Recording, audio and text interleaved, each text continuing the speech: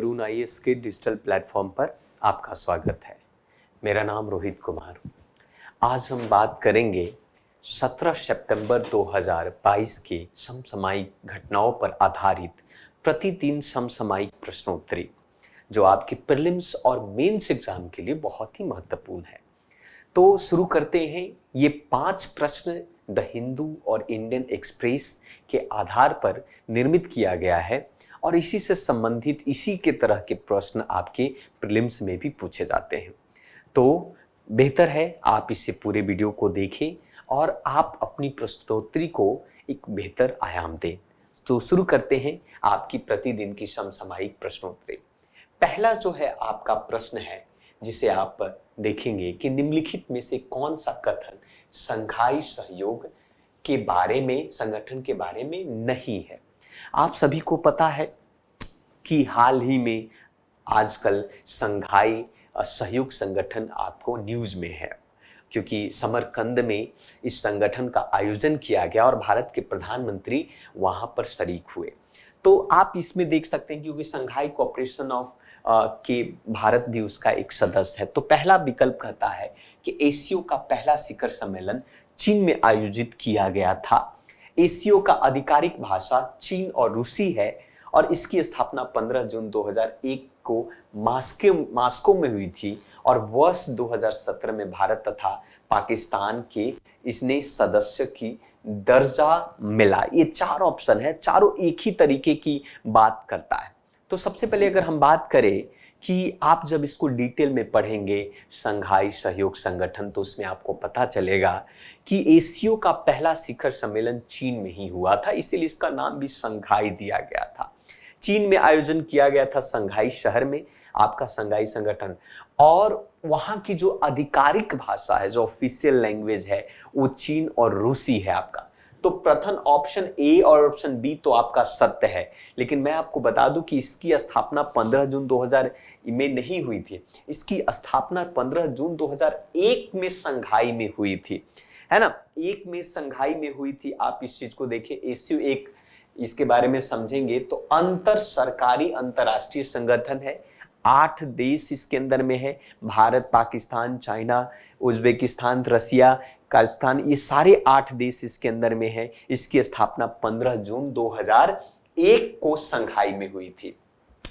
ACO charter पर 2002 में हस्ताक्षर किए गए थे और वर्ष 2003 में इसको लागू कर दिया गया था। हालांकि ये चार्टर जो है एक संवैधानिक दस्तावेज के आधार पर कुछ लक्ष्य और सिद्धांतों की बात करता है ना।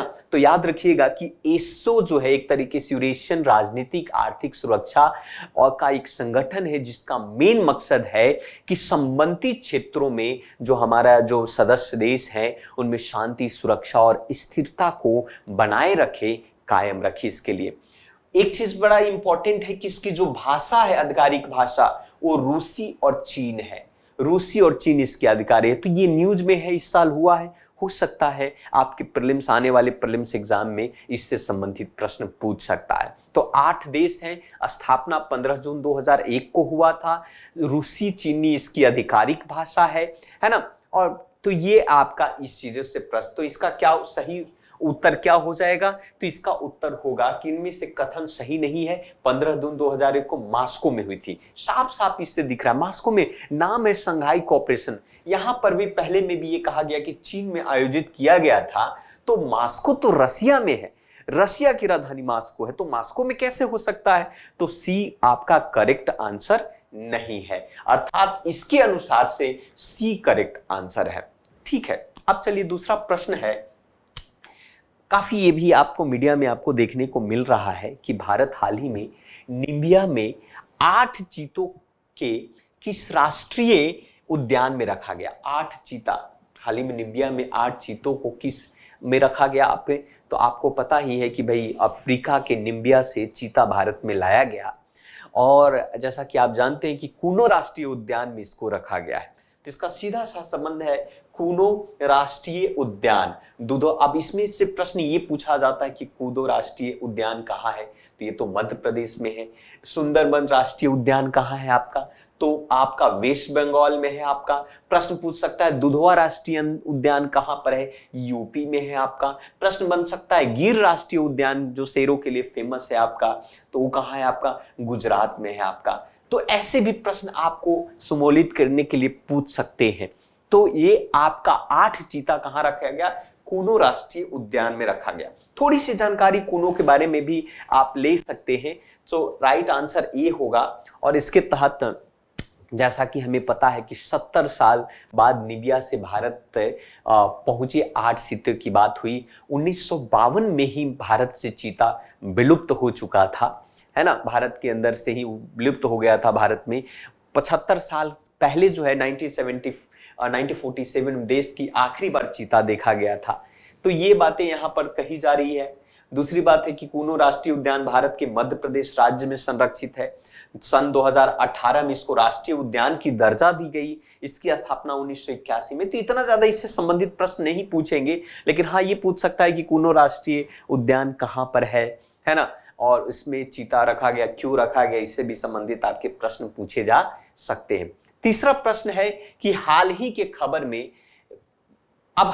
खबर में रही समरकंद घोषणा किस संगठन से संबंधित है। समरकंद नाम तो सुना होगा आपका, और आपने देखा हाल ही का एक खबर है। तो समरकंद किससे संबंधित है भाई, दक्षिण एशियाई क्षेत्र सहयोग से कतई नहीं। आपका पूर्वी आर्थिक मंच जिसको इकोनॉमिक, आपका ये ईस्टर्न इकोनॉमिक ये फ्रेमवर्क कहते हैं आपका, रशिया के द्वारा। चतुर्भुज सुरक्षा संवाद नहीं, क्वाड्रिलेटरल नहीं, शंघाई सहयोग संगठन, है ना। अभी इसके बारे में हम लोगों ने चर्चा किया। शंघाई में 8 सदस्य हैं आपका, पहली ये हुआ था। तो इसके बारे में तो हाल ही में एशियो शिखर सम्मेलन समाप्त हो गया आपका।